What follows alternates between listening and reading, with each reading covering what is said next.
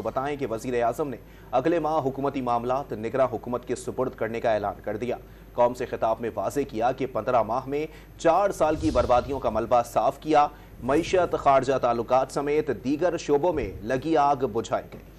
پاکستان کے ڈیفالٹ کا خطرہ اور ناپاک سازش مٹی میں مل چکی ہے۔ باور یہ بھی کرایا کہ ووٹ بینک کی کوئی فکر نہیں، اسٹیٹ بینک آف پاکستان نے مسلسل اضافے کی فکر کی، کشکول توڑنا ہی ترقی کا واحد راستہ قرار دے دیا۔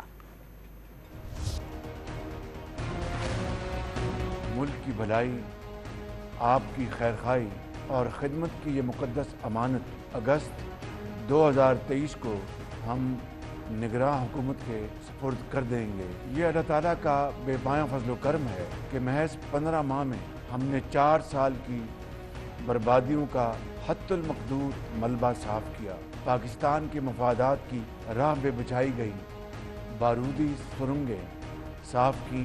اس عرصے میں ہم نے سیاست نہیں کی، ریاست کی حفاظت کی۔ ہم نے ریاست بچانے کے لیے اپنی سیاست کی قربانی دی، ووٹ بینک کی فکر نہیں کی، مگر اسٹیٹ بینک میں مسلسل اضافے کی فکر کی۔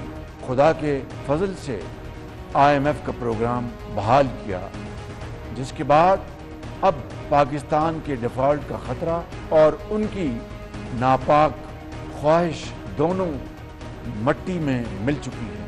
عزیز اہل وطن، آج میں پوری قوم کی طرف سے پاکستان کے عظیم دوست اور برادر ممالک چین، سعودی عرب اور متحدہ عرب امارات کا تہ دل سے شکریہ ادا کرتا ہوں۔ اب وقت آ گیا ہے کہ ہمیں اپنے پیروں پر کھڑا ہونا ہے، اپنا کھویا ہوا مقام واپس حاصل کرنا ہے، اس کے سوا کوئی دوسرا راستہ نہیں۔